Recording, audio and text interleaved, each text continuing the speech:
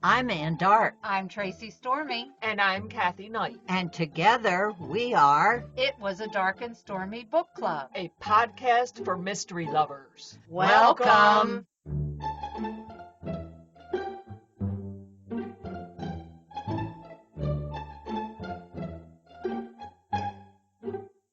If you enjoy our show, please consider contributing to the Dark and Stormy Patreon. By becoming a patron, you will help us create better and quality content. There are also benefits to becoming a patron, such as exclusive content and Dark and Stormy merchandise. Become a supporter at patreon.com/darkandstormybc. Check our website for the link. We appreciate any and all contributions. Thank you. Hello and welcome to episode 135 of Dark and Stormy Book Club. Today we visit with the author, Brian Freeman. Brian Freeman is a New York Times best-selling author of psychological thrillers, including the Jonathan Stride and Frost Easton series. His books have been sold in 46 countries and 22 languages. He is widely acclaimed for his quote-unquote "you are there" settings, and his complex, engaging characters and twist-filled plots. Brian was also selected as the official author to continue Robert Ludlum's Jason Bourne series. Freeman was born in Chicago and grew up in San Mateo, California, before moving to Minnesota. Funeral for a Friend is the 10th in the Jonathan Stride series. Jonathan Stride's best friend, Steve Garsky, makes a shocking deathbed confession. He protected Stride by covering up a murder. Hours later, the police dig up Steve's yard and find a body with a bullet hole in its skull. Stride is pretty sure he knows who it is. 7 years ago, an out-of-town reporter disappeared while investigating anonymous allegations of rape against a prominent politician. Back then, the police believed that the reporter drowned at a dangerous swimming hole called the Deeps. But the discovery of the body changes everything. Now, Stride's partner, Maggie By, is forced to ask Stride an uncomfortable question. Did you kill him? We would like to welcome Brian Freeman to the program. He is the author of the fascinating book, A Funeral for a Friend. Welcome, Brian. Thank you. It's great to be with you. For your latest book, you had a virtual event instead of a live event. Have you had those before, and how do they compare to the live events? Obviously, this year has turned everything upside down. I can remember back last winter, we had scheduled something like 25 to 30 library and bookstore events throughout the early months of the year, and of course, they all ended up getting canceled. Yeah, we've now transitioned to doing virtual events, Zoom, Crowdcast, Facebook Live, things like that. And we've been doing those kinds of things for the launch of Funeral for a Friend.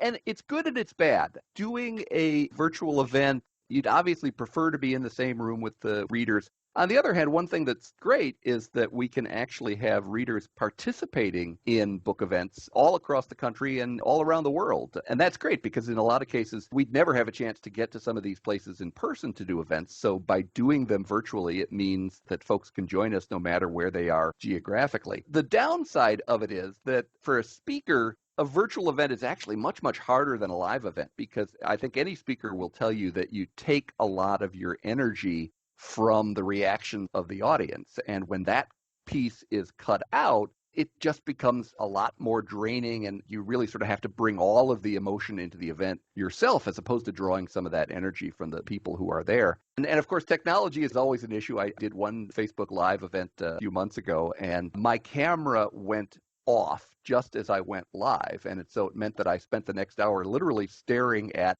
a black screen. So I couldn't even see myself to see whether I was framed in the camera and what my reactions were. So when things like that happen, virtual events can be challenging. So it's good and bad, but this is what we're doing these days. I think that going forward, even when we get back to a situation where we can do live events, I'm sure I'm going to still be mixing in virtual events just to be able to give more folks a chance to participate. Well, it definitely gets you exposed to a lot more people. You inherited the Jason Bourne novels from Robert Ludlum. How do you make a series like that your own while still keeping the premise of the Bourne history. That was one of the really exciting things this year. I've got more than 20 books of my own out of the marketplace, but early last year, Putnam and the Robert Ludlum estate selected me to take over and reboot Ludlum's Jason Bourne series, which was just an incredible honor for me. I've been a Ludlum fan my whole life. I can remember reading The Bourne Identity for the first time literally 40 years ago when it came out back in 1980. So it was a very exciting, creative prospect for me as a writer, but it's also a little bit intimidating as you think about trying to step into the shoes of such an amazing writer and such an iconic hero. And of course, Jason Bourne has had a lot of different iterations over the course of the last 40 years. Ludlum did 3 books himself featuring Bourne, and Eric von Lustbader took over the series in the early 2000s and did another 11 novels. And then, of course, you've got all of those amazing Matt Damon movies as well. And all of those iterations took sort of a different vision of who Bourne was as a hero. So as I started thinking about how do I write my own version of Bourne, I really decided that I needed to chart my own path. And so the Bourne Evolution essentially functions as a standalone. You really don't have to have read any of the other books. You don't have to have seen any of the movies. It takes that character and puts him into a modern setting, and it's an all-new plot around him. And what I was really trying to do was go back to the roots of Ludlum's original book in The Bourne Identity and really hone in on the elements that have made Bourne such an enduring, iconic hero and bring that element into my book. So I think The Bourne Evolution should feel completely fresh and new, and yet the characters should feel very familiar and close to the folks that recognize them. It should really feel like you're picking up a Robert Ludlum novel and that this is a hero you've known for a long time. Will you continue with that? Yeah, in fact, I'm working on the second one right now. I can't wait because I am a huge Jason Bourne fan. It was a lot of fun to write. In fact, I remember that literally the first 2 words I put on my whiteboard as I was starting to map out the Bourne Evolution were have fun, because these books should be great adrenaline-fueled escapist entertainment. And so for me, it was just a lot of fun to write this novel. And I've been thrilled at the reader reaction. I mean, so many folks have said it's really like picking up a Robert Ludlum novel, and that's a great honor for me as a writer. We're going to go back to Funeral for a Friend, and it has a lot of twists and turns. And we thought we had it figured out until ... Something always happens to change the direction of the entire story. How do you get such plot twists straight as you write? I do love the twists. That's such a fun part of putting the novel together. And I usually have the backstory in mind before I start the book. There's kind of 2 layers to building a thriller. The first is that backstory. It's all of the secrets of the novel. It's who did what to whom and why. And then the other layer is actually telling the story and how do you unfold those secrets to the reader with the most drama and the most suspense.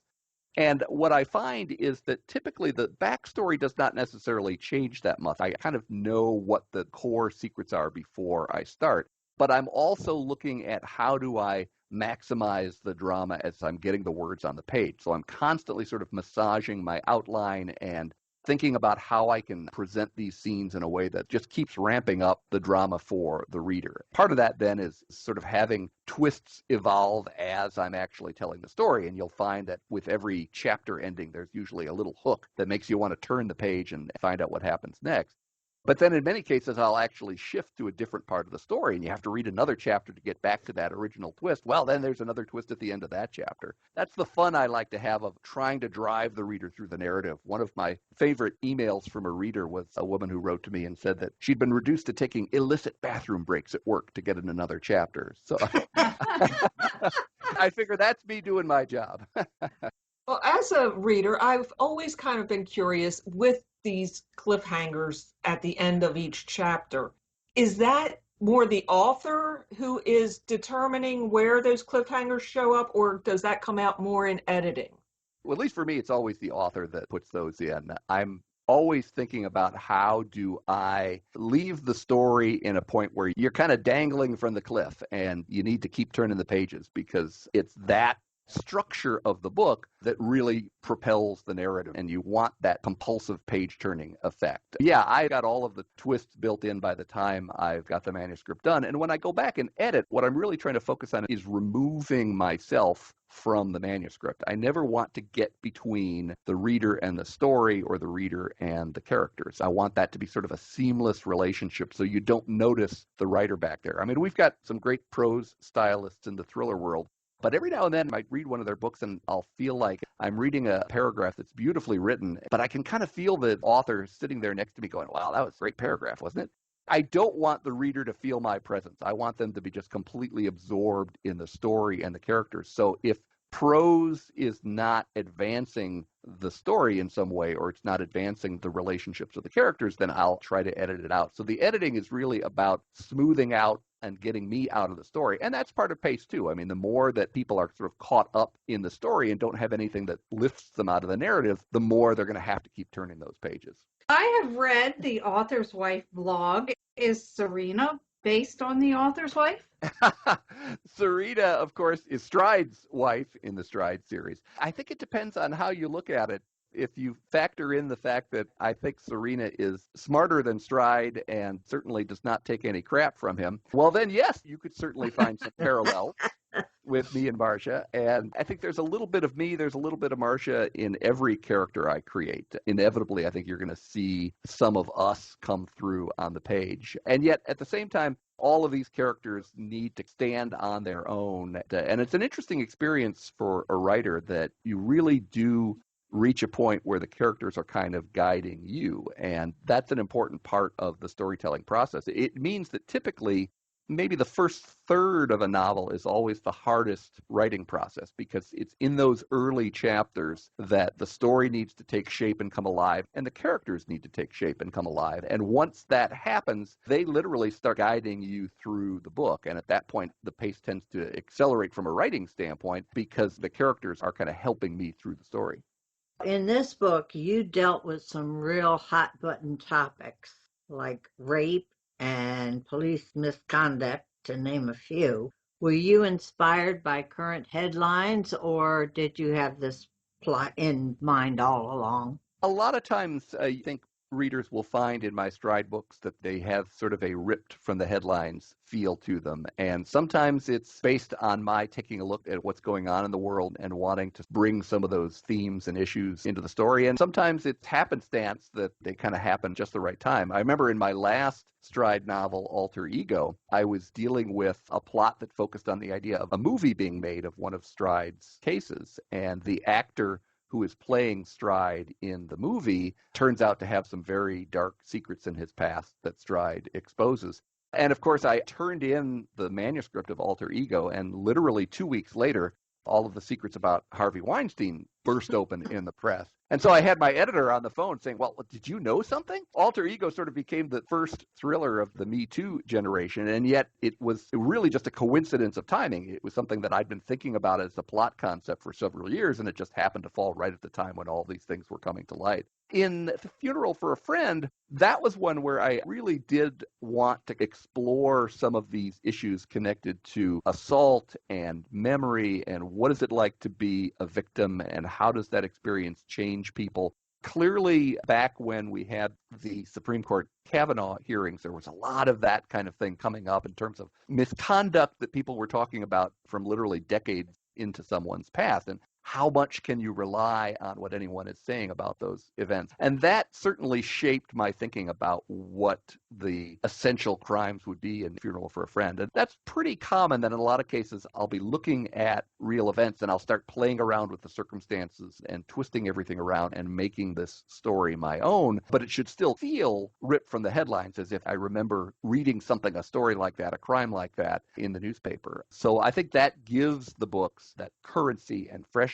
I deal with some very difficult issues, complex, dark issues in most of the books, but I never want to do that in either a gratuitous way or in a way that suggests that any of these things have easy answers. I mean, what I try to do is lay this all out in all of the shades of gray and let the reader kind of come to their own conclusion about how this works for the characters.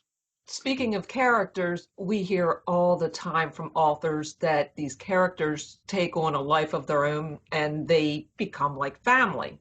In Funeral for a Friend, did you mourn Steve in your own way? Yeah, it is absolutely true. I think a lot of folks think authors are a little strange when we talk about the way the characters come to life.